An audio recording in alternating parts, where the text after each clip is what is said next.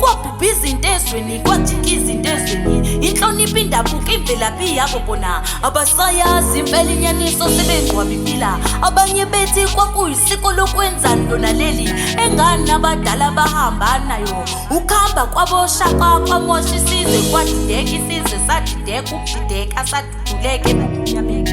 Kwangabi indaba yami mina wena thina sesagijimisa ubumnandi, inzondo, ukuchitha igazi, ukudlengula sekwaba yiyona impumelelo yenu. Nina eyamasika nisayigqizi qakala.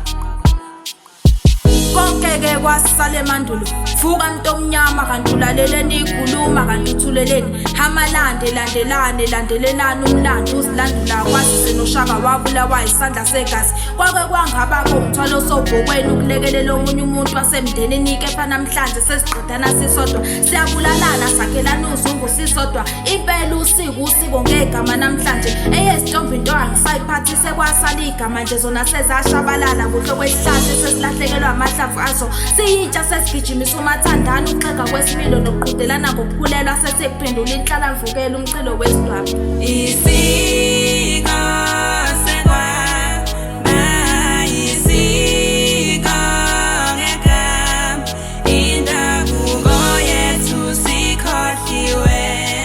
Sekwaba isiko ngegama, imvelaphi yethu sikhohliwe.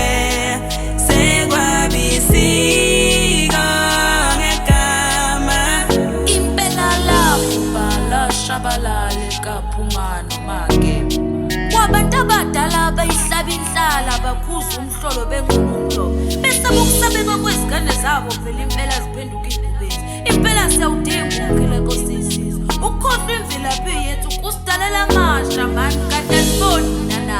Impela siyawudinga omama bomkhuleko ukuba beqinisa indolo. Qinisani idolo bomama bomkhuleko, imvelaphi yethu yashabalala. Impela labhubha lashabalala elikaphunga noMageba.